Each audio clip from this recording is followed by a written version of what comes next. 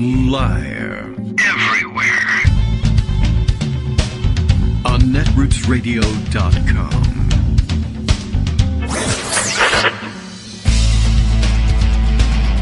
David Waldman.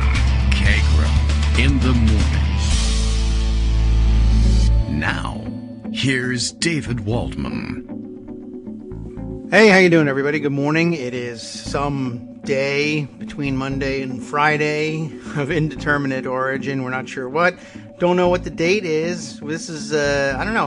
I haven't decided yet whether to just give a bunch of these podcasts to Justice and tell him to put them on one a day or whatever. I dated the first one because I knew which one I wanted to do on Monday, the first Monday we were away. But we don't know what this one is going to be. Maybe I'll come up with an order, maybe not. But I do know that this and the next one I have in mind for you have to go in sequence, because we're going to go through a very long story. Too long to even cram into one. And I mean, I guess we could have crammed it into 2 hours, but we're going to break it up into two shows instead. But something we haven't touched on yet, but I know that I've been holding in reserve that you've probably heard about, but we really need to discuss at length, I think. And I think actually a lot of that is reflected, if I'm not mistaken, thinking back to how we began the recording of the reading of this story. I'm pretty sure we're going to go over this same ground in about 10 seconds or so as I pick up on the Pegasus project, which we have not yet touched on the show, and inexplicably so. But really, just because it takes so long to read all the way through it. So long, in fact, as I mentioned. This and the next show, I guess that would be the only restriction I have. So I'll have to note to self, put these on consecutive days. It can't be Friday and then wait for next Monday. All right, check. Okay, so how about this? This may be old news to you by now, but we haven't talked about this yet. I wanted to catch up on the story, even though you may have read the news yourself. But this is some long-form stuff. I thought maybe, I would like to read it, so it's a good use of my time anyway. And I thought maybe you'd like to follow along, and we'll see what kind of commentary emerges as we read it. But this was a story filed a couple of weeks ago, back on July 18th, in the Washington Post on the Pegasus project. All right, you remember this is the spyware thing. The headline on the first piece that I've got on this: private Israeli spyware used to hack cell phones of journalists and activists worldwide. NSO Group's Pegasus spyware, licensed to governments around the globe, can infect phones with a click. So, as I said, you've probably seen the story. I had too. And I've kind of kept an eye out for it, and I'm not sure where the hell the thing's going, but we might as well discuss it now, and let's make a day of discussing it. Dana Priest, Craig Timberg, and Soad McKennett are the authors of the piece, again, July 18th in the Washington Post. Military-grade spyware, licensed by an Israeli firm to governments for tracking terrorists and criminals, sort of important in all this, was used in attempted and successful hacks of 37 smartphones belonging not so much to terrorists and criminals, but to journalists, human rights activists, business executives, and two women close to murdered Saudi journalist Jamal Khashoggi, according to an investigation by the Washington Post and 16 media partners. Very troubling. And of course, I guess it's not mutually exclusive stuff, terrorists and criminals and all the other categories. But, you know, what we're wary of here is governments deciding that there should be overlap. Well, sure, he's a journalist, or sure, he's an activist, but he's also a criminal in some respect. And now that can be anything from, no, he's not a criminal. It's you think he's criminal because he criticizes you, and that's not actually a criminal act, like I guess in the case of Jamal Khashoggi.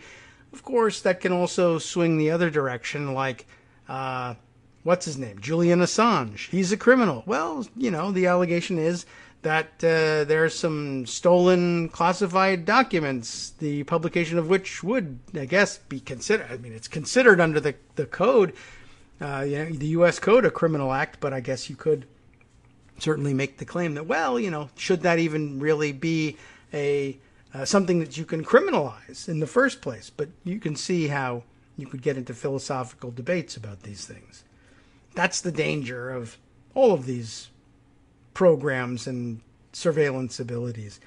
All right, we'll go on with the story as framed here. The phones appeared on a list of more than 50,000 numbers that are concentrated in countries known to engage in surveillance of their citizens, and also known to have been clients of the Israeli firm NSO Group, a worldwide leader in the growing and largely unregulated private spyware industry, the investigation found. The investigation likely found a website declaring them a worldwide leader in that industry, but probably not framed in exactly that way. The list does not identify who put the numbers on it, or why, and it is unknown how many of the phones were targeted or surveilled, but forensic analysis of the 37 smartphones shows that many display a tight correlation between timestamps associated with a number on the list and the initiation of surveillance, in some cases as brief as a few seconds. Forbidden Stories, a Paris-based journalism nonprofit, and Amnesty International, a human rights group, had access to the list and shared it with the news organizations, which did further research and analysis. Amnesty's security lab did the forensic analyses on the smartphones. The numbers on the list are unattributed, but reporters were able to identify more than 1,000 people spanning more than 50 countries through research and interviews on 4 continents, several Arab royal family members, at least 65 business executives, 85 human rights activists, 189 journalists, and more than 600 politicians and government officials, including cabinet ministers, diplomats, and military and security officers. The numbers of several heads of state and prime ministers also appeared on the list. Among the journalists whose numbers appeared on the list, which dates to 2016, are reporters working overseas for several leading news organizations, including a small number from CNN, the Associated Press, Voice of America, the New York Times, the Wall Street Journal, Bloomberg News, Le Monde in France, the Financial Times in London, and Al Jazeera in Qatar. The targeting of the 37 smartphones would appear to conflict with the stated purpose of NSO's licensing of the Pegasus spyware, which the company says is intended only for use in surveilling terrorists and major criminals. The evidence extracted from these smartphones, revealed here for the first time, calls into question pledges by the Israeli company to police its clients for human rights abuses, and that's probably more than anybody would ordinarily expect from the manufacturer of this software. The fact that they maybe didn't deliver on it, I guess, as a disappointment, but then I guess if you never expected them to make that promise in the first place, maybe it's not. I don't know. By the way, I guess what's becoming clear to me, I had some confusion about this in only sort of glancing at this story. So I guess the software is called Pegasus, but the Pegasus project, I think, might refer to this news consortium of groups that were looking into the Pegasus software, and that was a little confusing to me at the outset. And who knows, maybe by the time I've read through the rest of this article, I'll find out, no, that's the confused view of things. It's actually something else. But I think that will help. That's the framework with which I'm going into the reading at this point. Of course, if you know better, we don't really have a mechanism for you to reach me and correct me while I'm still doing this, or do we? All right, well, you'll just sit there and laugh. The targeting, oh yes, we did this one, right? The company had said they might police, they had actually pledged that they would police its clients for human rights abuses. That seems unlikely, especially if one of your clients is like the government of Saudi Arabia. One of the things that really made this whole inquiry interesting to me was our background knowledge of, well, all of our discussions of Saudi Arabia and what it's like and how it's changing and what Mohammed bin Salman is up to in trying to change the country. That and their emerging relationship, and a weird relationship at that, with Israel, with Netanyahu himself when he was prime minister, and I guess still, with Jared Kushner when he was in government here in the United States, and I guess still. And I was wondering whether what would previously have been an inexplicable relationship between I don't know what to call it even. Is it the government of Saudi Arabia, the emerging government, the future government of Saudi Arabia? I don't know. And the government of Israel, and that they had such that they put so many of their traditional conflicts aside. And I guess that's supposed to be like a good thing, a development for peace in the Middle East. But what if it's all based on, well, you scratch my back, I'll scratch yours. In the meantime, the back scratching appears to be, well, you'll let your Israeli spyware companies supply me and my government, which probably previously was, I would think, a national security no-no for the Israelis. Don't give sophisticated surveillance equipment and software that could be used in any way, including against us, to the Saudis. Why would you do something like that? Why then also negotiate for them taking, say, control of the Dome of the Rock and the Temple Mount Mosque, the Alaska Mosque, over taking that over, control over, a custodianship over it from the Jordanian royal family? I don't know that that's necessarily included or involved in this transactions that are going on between the two governments and the individual actors now outside of government. But that is kind of weird. And it's also weird to realize that this triumvirate includes the ex-prime minister of Israel, the I don't know what you would have called him, of the president of the United States, and Jared Kushner, and the not yet head of government in Saudi Arabia, Mohammed bin Salman. It's spooky that it's now extra governmental on all three sides of the triangle here. All right, so where were we here? Yes, the media consortium, there we are, titled the Pegasus Project. If I had just not indulged myself in my ramblings for the last 10 minutes, I would have seen very clearly that, yes, so the media consortium is titled the Pegasus Project, and they analyzed the list of the phone numbers compiled by for use in the Pegasus software application. Got it, right? The media consortium, titled the Pegasus Project, should have chosen a different name, analyzed the list through interviews and forensic analysis of the phones and by comparing details with previously reported information about NSO. Amnesty's security lab examined 67 smartphones where attacks were suspected. Of those, 23 were successfully infected and 14 showed signs of attempted penetration. For the remaining 30, the tests were inconclusive, in several cases because the phones had been replaced. 15 of the phones were Android devices, none of which showed evidence of successful infection. There's a commercial for you. However, unlike iPhones, Androids did not log the kinds of information required for Amnesty's detective work.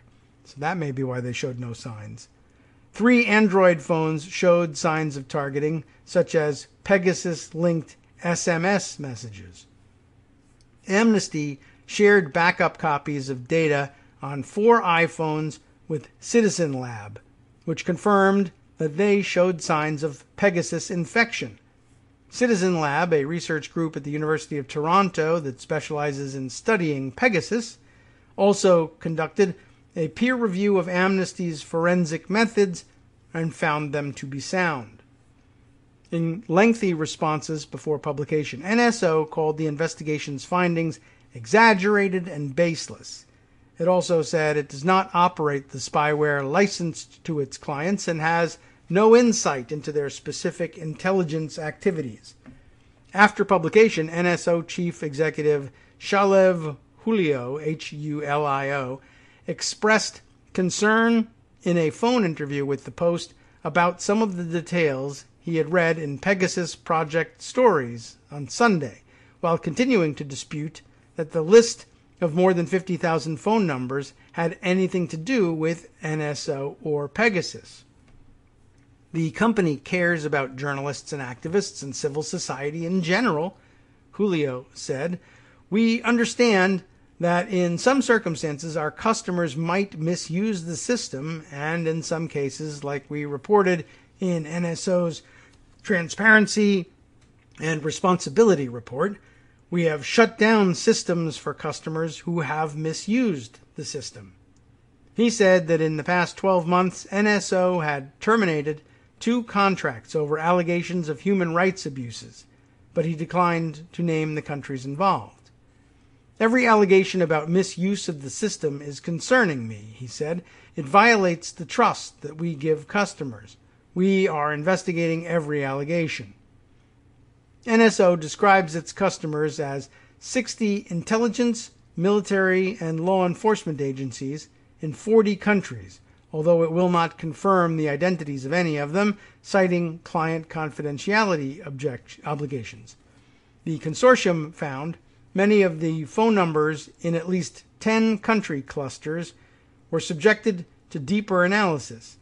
Azerbaijan, Bahrain, Hungary, India, Kazakhstan, Mexico, Morocco, Rwanda, Saudi Arabia, and the United Arab Emirates.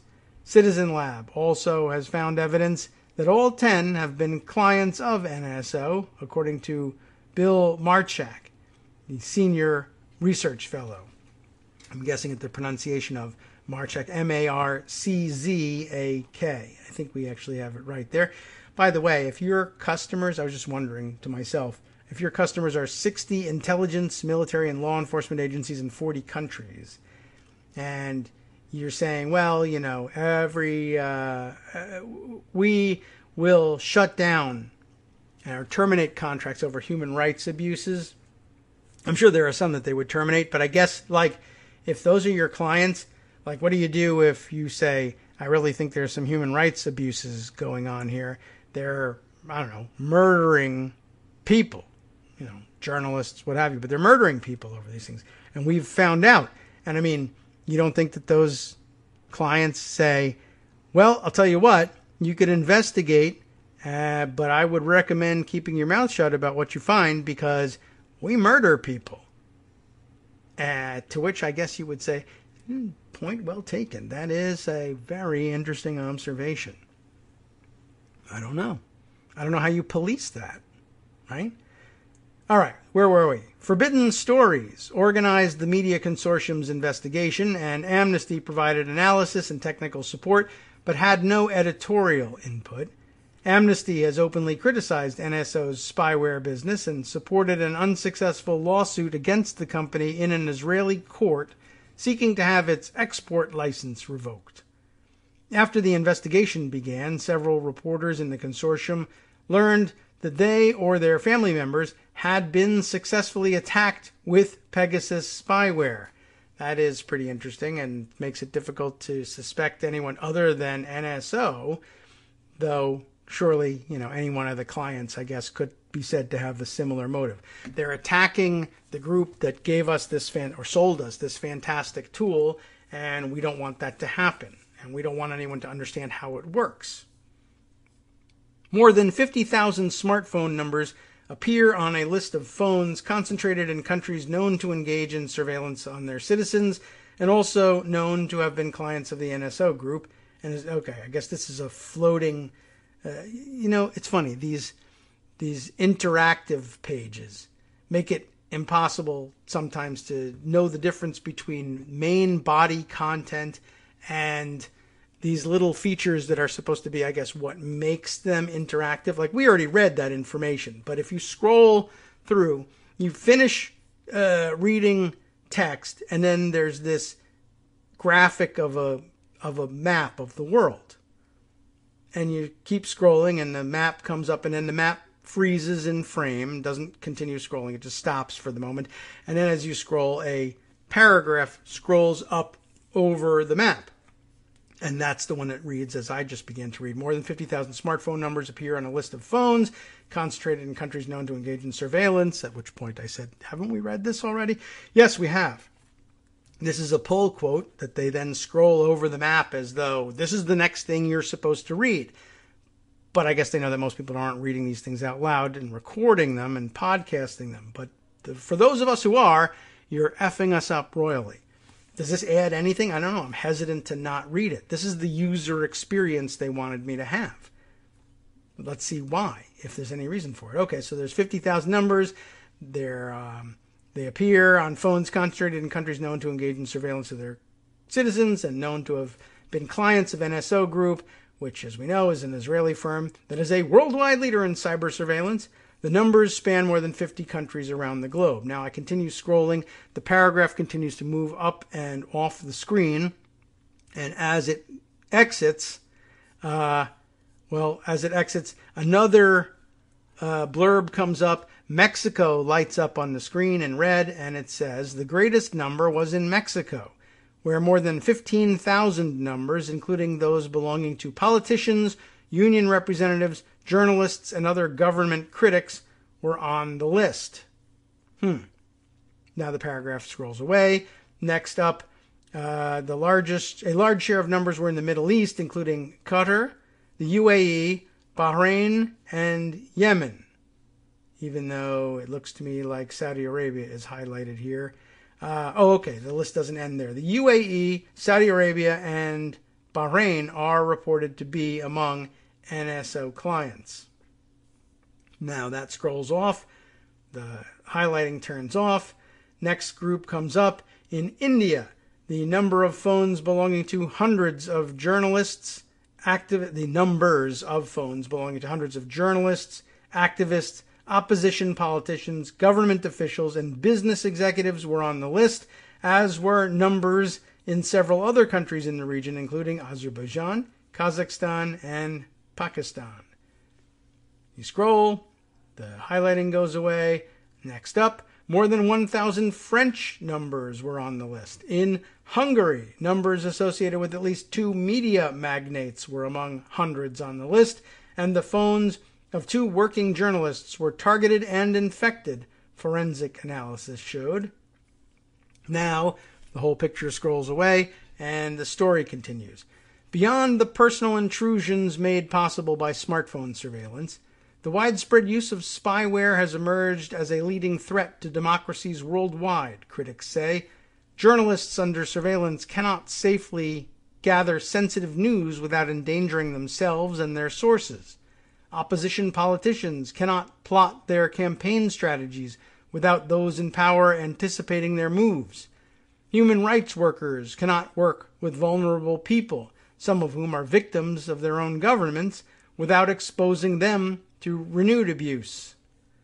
For example, Amnesty's forensics found evidence that Pegasus was targeted at the 2 women closest to Saudi columnist Khashoggi, who wrote for the Post's opinion section. The phone of his fiancée, Hatis Cengiz, again guessing at the pronunciation, Cengiz, was successfully infected during the days after his murder in Turkey on October 2nd, 2018, according to a forensic analysis by Amnesty's security lab. Also on the list were the numbers of 2 Turkish officials involved in investigating his dismemberment by a Saudi hit team. Khashoggi also had a wife, Hanan Elater, whose phone was targeted by someone using Pegasus in the months before his killing. Amnesty was unable to determine whether the hack was successful. This is nasty software, like eloquently nasty, said Timothy Summers, a former cybersecurity engineer at a U.S. intelligence agency and now director of IT at Arizona State University. With it, one could spy on almost the entire world population. There's not anything wrong with building technologies that allows you to collect data It's necessary sometimes, but humanity is not in a place where we can have that much power just accessible to anybody. In response to detailed questions from the consortium before publication, NSO said in a statement that it did not operate the spyware it licensed to clients and did not have regular access to the data they gather.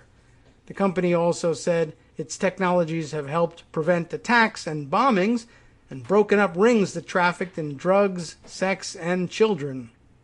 Simply put, NSO Group is on a life-saving mission, and the company will faithfully execute this mission undeterred despite any and all continued attempts to discredit it on false grounds, NSO said.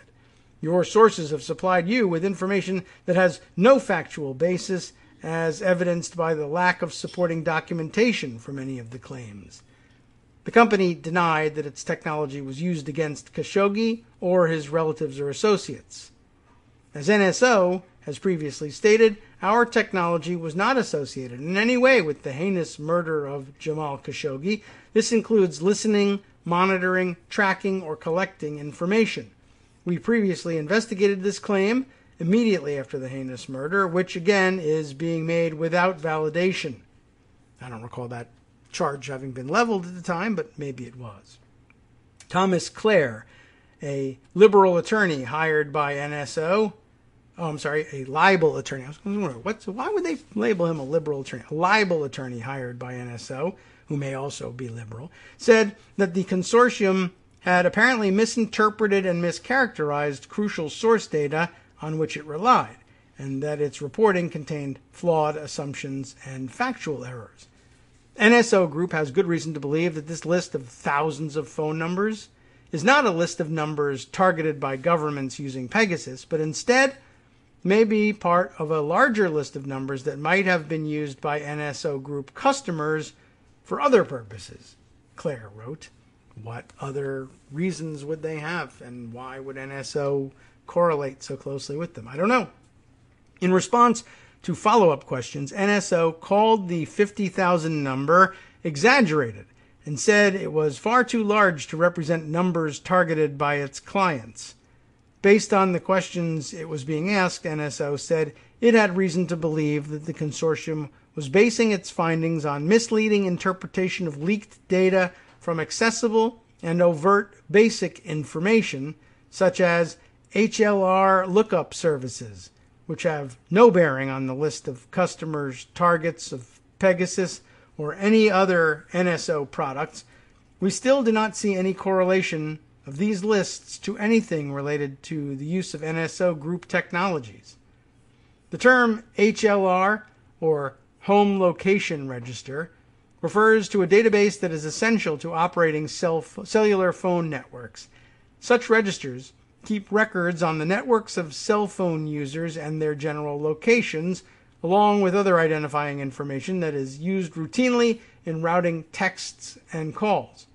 HLR lookup services operate on the SS7 system that cellular carriers use to communicate with each other.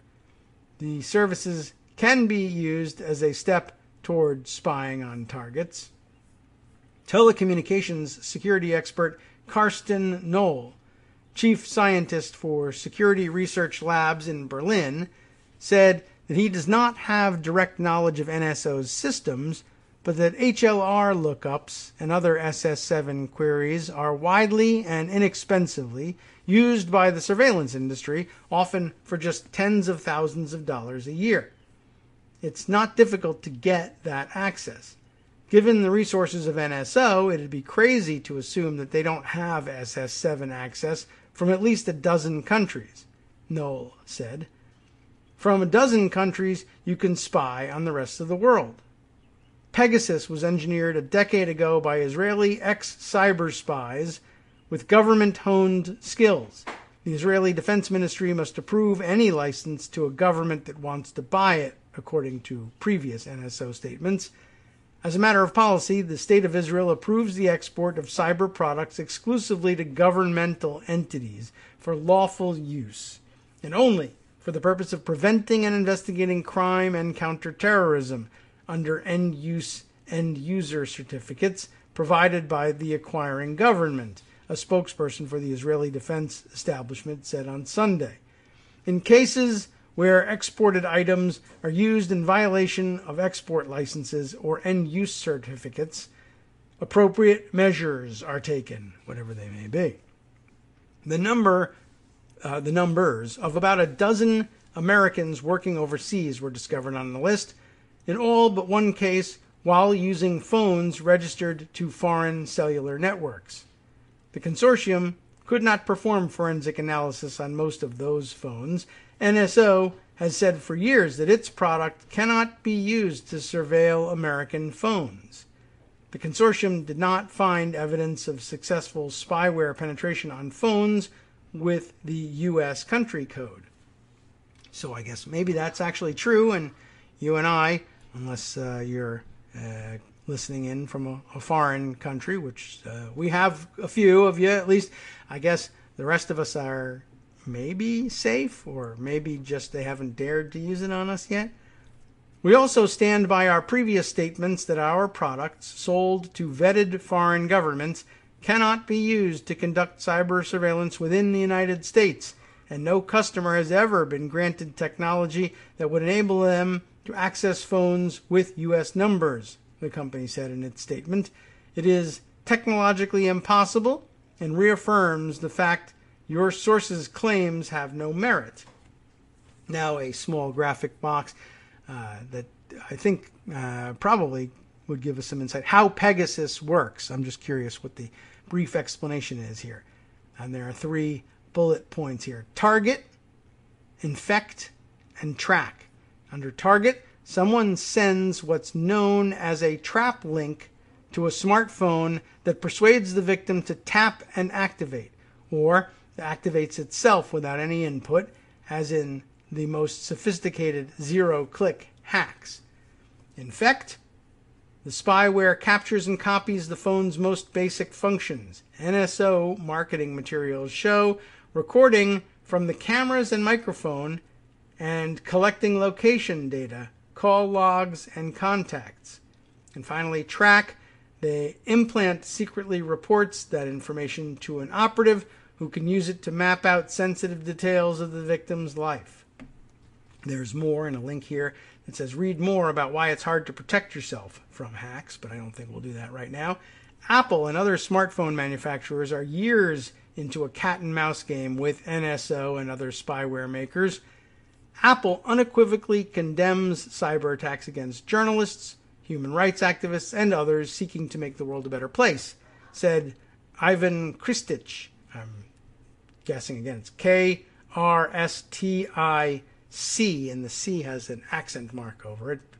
Your guess is as good as mine on that one. He's the head of Apple Security Engineering and Architecture.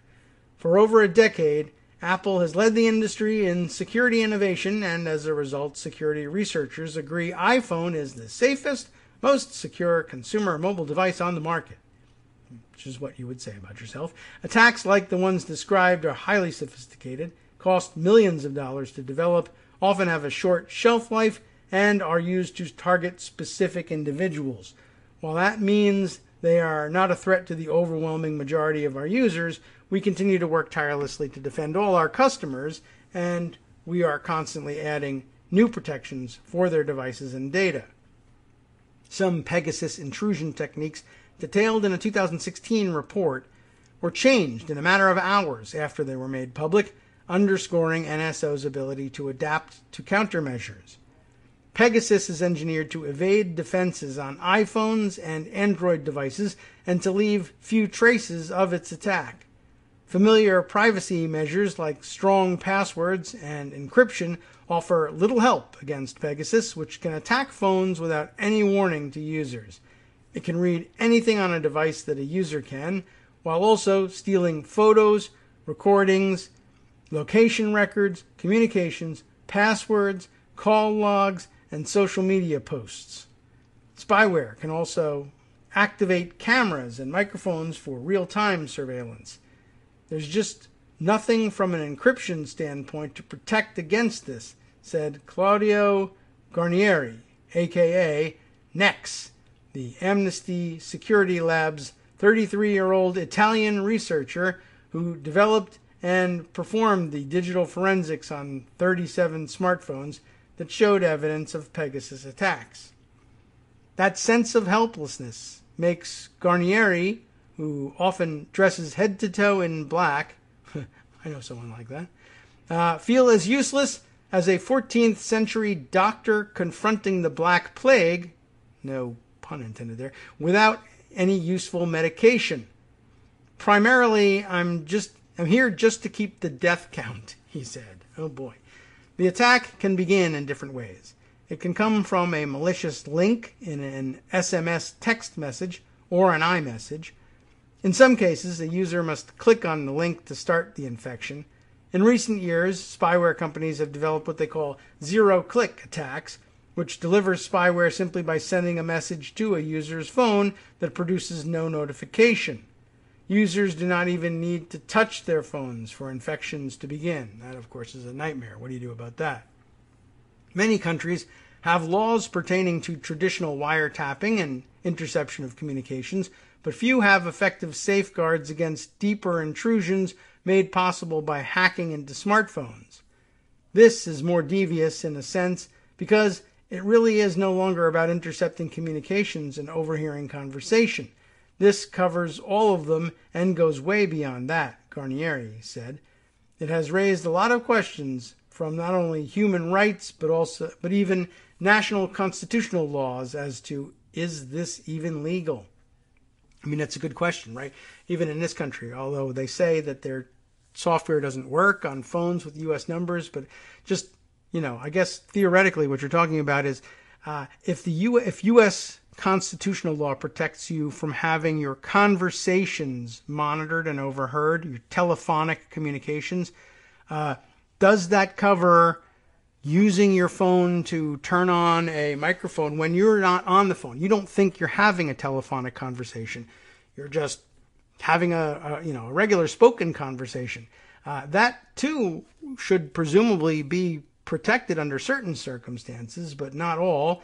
And it's highly questionable, I guess, whether it would count in the legal regime that prevents telephonic interception if you're not using the phone function of your phone when it happens. I guess. I mean, that certainly would present the question. I don't know if it's easy to resolve. Claire, NSO's attorney, attacked the forensic examinations as a compilation of speculative and baseless assumptions built on assumptions based on earlier reports. He also said NSO does not have insight into the specific intelligence activities of its customers. The Pegasus Project's findings are similar to previous discoveries by Amnesty, Citizen Lab, and news organizations worldwide, but the new reporting offers a detailed view of the personal consequences and scale of surveillance and its abuses. The consortium analyzed the list and found clusters of numbers with similar country codes and geographical focus that align with previous reporting and additional research about NSO clients overseas. For example, Mexico has been previously identified in published reports and documents as an NSO client, and entries on the list are clustered by Mexican country code, area code, and geography. In several cases, clusters also contained numbers from other countries. In response to questions from reporters, spokespeople for the countries with clusters either denied Pegasus was used or denied that their country had abused their powers of surveillance. Hungarian Prime Minister Viktor Orban's office said any surveillance carried out by that nation is done in accordance with the law. Maybe. In Hungary, state bodies authorized to use covert instruments are highly monitored or regularly monitored by governmental and non-governmental institutions, the office said. Have you asked the same question of the governments of the United States of America, the United Kingdom, Germany, or France? So some whataboutism there. Moroccan authorities responded, it should be recalled that the unfounded allegations previously published by Amnesty International and conveyed by Forbidden Stories have already been the subject of an official response from the Moroccan authorities, who have categorically rejected those allegations. Vincent Biruta, Rwanda's foreign affairs minister, also denied the use of Pegasus. Rwanda does not use this software program, as previously confirmed in November of 2019, and does not possess this technical capability in any form.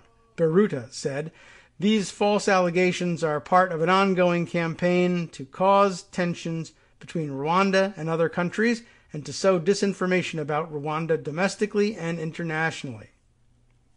Some expressed outrage even at the suggestion of spying on journalists. A reporter for the French daily Le Monde, working on the Pegasus project, recently posed such a question to Hungarian Justice Minister Judit Varga during an interview about the legal requirements for eavesdropping.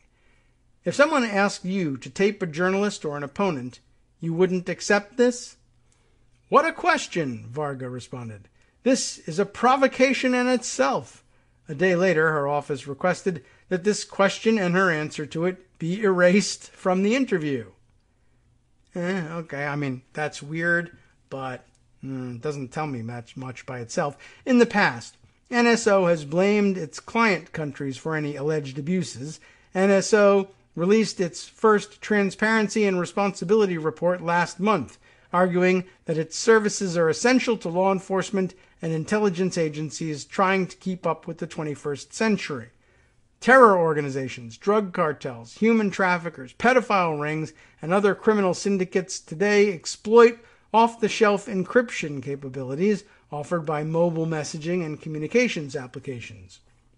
These technologies provide criminals and their networks a safe haven, allowing them to go dark and avoid detection, communicating through impenetrable mobile messaging systems. Law enforcement and counterterrorism state agencies around the world have struggled to keep up. NSO also said it conducts rigorous reviews of potential customers' human rights records before contracting with them and investigates reports of abuses, although it did not cite any specific cases. It asserted that it has discontinued contracts with 5 clients for documented violations and that the company's due diligence has costed $100 million in lost revenue. A person familiar with NSO operations who spoke on condition of anonymity to discuss internal company matters noted that in the last year alone, NSO had terminated contracts with Saudi Arabia and Dubai in the United Arab Emirates over human rights concerns. I was wondering about that. Pegasus is very useful for fighting organized crime, said Guillermo Valdez Castellanos, head of Mexico's domestic intelligence agency, CISEN, from 2006 to 2011. But the total lack of checks and balances in Mexican agencies means it easily ends up in private hands and is used for political and personal gain. Mexico was NSO's first overseas client in 2011, less than a year after the firm was founded in Israel's Silicon Valley in northern Tel Aviv. In 2016 and 17, more than 15,000 Mexicans appeared on the list examined by the media consortium, among them at least 25 reporters working for the country's major media outlets, according to records and interviews. One of them was Carmen Aristegui. I don't know where the emphasis lies on that. Aristegui, one of the most prominent investigative journalists in the country and a regular contributor to CNN. Aristegui, who is routinely threatened for exposing the corruption of Mexican politicians and cartels, was previously revealed as a Pegasus target in several media reports. At the time, she said in a recent interview, her producer was also targeted. The new records and forensics show that Pegasus links were detected on the phone of her personal assistant. Pegasus is something that comes to your office, your home, your bed, every corner of your existence, Aristegui said. It is a tool that destroys the essential codes of civilization. Unlike Aristegui, freelance reporter Cecilio Pineda was unknown outside his violence-racked southern state of Guerrero. His number appears twice on the list of 50,000. A month after the second listing, he was gunned down while lying in a hammock at a car wash while waiting for his car. It is unclear what role, if any, Pegasus's ability to geolocate its targets in real time contributed to his murder. Mexico is among the deadliest countries for journalists. 11 were killed in 2017, according to Reporters Without Borders. Even if Forbidden Stories were correct that an NSO Group client in Mexico targeted the journalist's phone number in February of 2017, that does not mean that the NSO Group client or data collected by NSO Group software were in any way connected to the journalist's murder the following month. Claire, NSO's lawyer, wrote in his letter to Forbidden Stories, "Correlation does not equal causation, and the gunman who murdered the journalist could have learned his location at a public car wash through any number of means not related to NSO Group, its technologies, or its clients."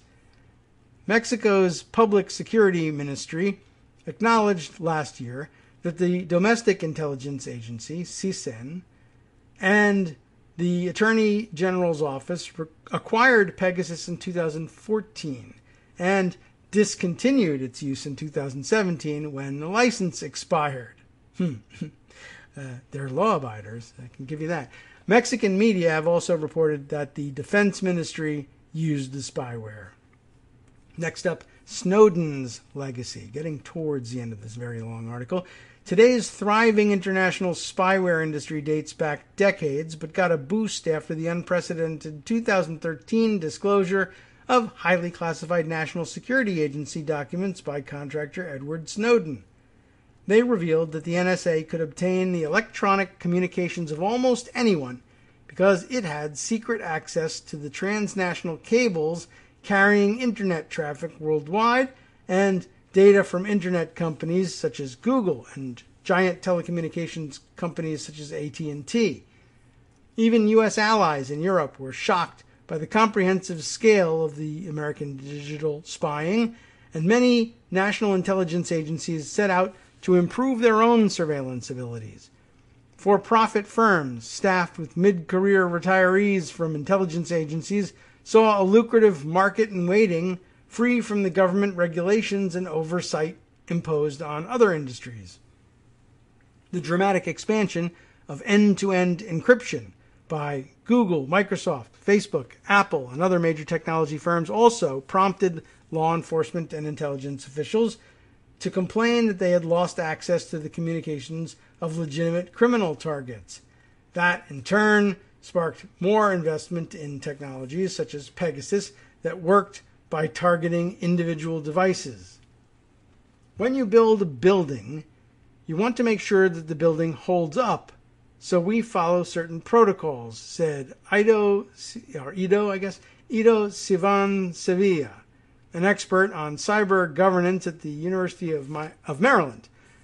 By promoting the sale of unregulated private surveillance tools, we encourage building buildings that can be broken into. We are building a monster. We need an international norms treaty that says certain things are not okay. Without international standards and rules, there are secret deals between companies like NSO and the countries they service.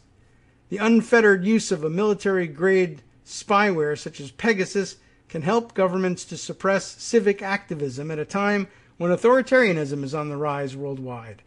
It also gives countries without the technical sophistication of such leading nations as the United States, Israel, and China the ability to conduct far deeper digital cyber espionage than ever before. Next section here, your body stops functioning. What's this about?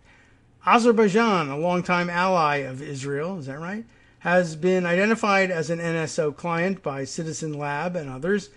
The country is a family-run kleptocracy with no free elections, no impartial court system, and no independent news media.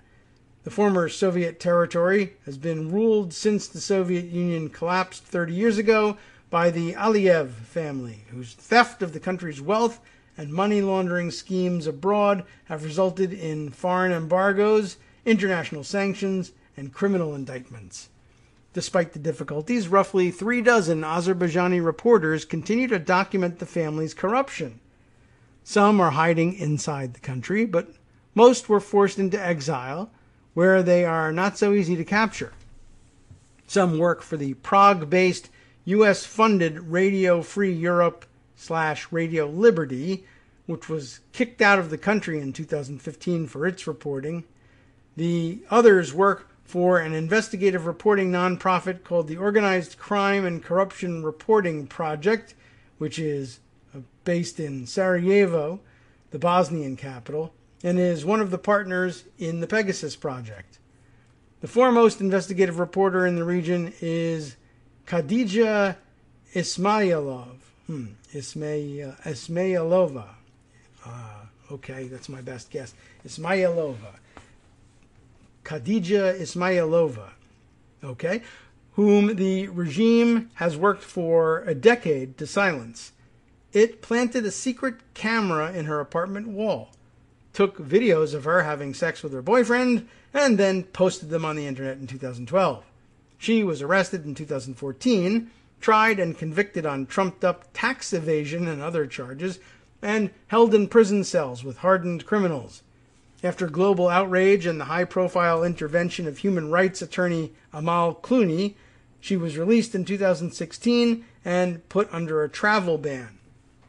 It is important that people see examples of journalists who do not stop because they were threatened, Ismailova said in a recent interview.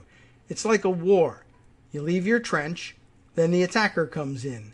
You have to keep your position. Otherwise, it will be taken, and then you will have less space. The space will be shrinking, and then you will find it hard to breathe. Okay, I got you now. Last month, her health failing, she was allowed to leave the country.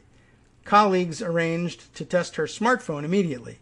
Forensics by Security Lab determined that Pegasus had attacked and penetrated her device numerous times from March 2019 to as late as May of this year. She had assumed some kind of surveillance, Ismailova said, but was still surprised at the number of attacks. When you think maybe there's a camera in the toilet, your body stops functioning, she said. I went through this, and for 8 or 9 days, I could not use the toilet anywhere, not even in public places. My body stopped functioning. She stopped communicating with people because whoever she spoke with ended up harassed by security services. You don't trust anyone, and then you try not to have any long-term plans with your own life because you don't want any person to have problems because of you. Confirmation of the Pegasus penetration galled her. My family members are also victimized. The sources are victimized. People I've been working with, people who told me their private secrets are victimized, she said. It's despicable. I don't know who else has been exposed because of me and who else is in danger because of me. Next up, is the minister paranoid or sensible? Sometimes difficult to tell. The fear of widespread surveillance impedes the already difficult mechanics of civic activism. Sometimes that fear is the point, said John Scott Railton, a senior researcher at Citizen Lab who has researched Pegasus extensively. The psychological hardship and the self-censorship it causes are key tools of modern-day dictators and authoritarians. When Siddharth Varadarajan,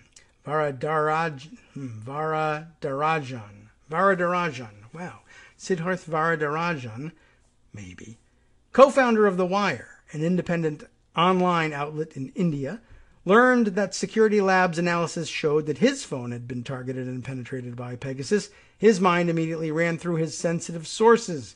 He thought about a minister in Prime Minister Narendra Modi's government who had displayed an unusual concern about surveillance when they met. The minister first moved the meeting from one location to another at the last moment, then switched off his phone and told Varadarajan, if I'm getting that anything close to right, to do the same. Then the two phones were put in a room and music was put on in that room. And I thought, boy, this guy is really paranoid.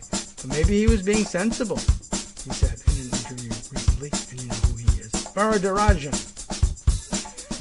I skipped it that time, but it does me no good. When forensics showed his phone had been penetrated, he knew the feeling himself. You feel violated, there's no doubt about it, he said. This is an incredible intrusion, and journalists should not have to deal with this. Nobody should have to deal with this. I'm glad he expands it to everybody else, too. But yeah, sure, journalists, but I'll be the rest of the world, too. Well, that's it. We've actually made it all the way through this first installment, I think, the first installment of the Pegasus project thing here. There's some follow-up pieces specifically about Jamal Khashoggi. We'll see whether they warrant their own treatment at some later date. But I'm glad we got through this and finally got it on the record, too. We haven't had the chance to discuss this, and I really needed to bring it up and run through it with you and have it on the record, but there was no way to do that and have a regular show discussing the news of the day at the same time. So I guess this is sort of the perfect forum for it. Hooray! We found a real use for this. From networksradio.com, you have been listening to Kagro in the Morning with David Waldman. All right, well, that's where we'll leave it for today. Thanks for listening to today's shortened version of the Kagro in the Morning show. We've got a couple more installments on this Pegasus project. Just trying to catch you up because when we're back live, I have a feeling there's more to come on this story.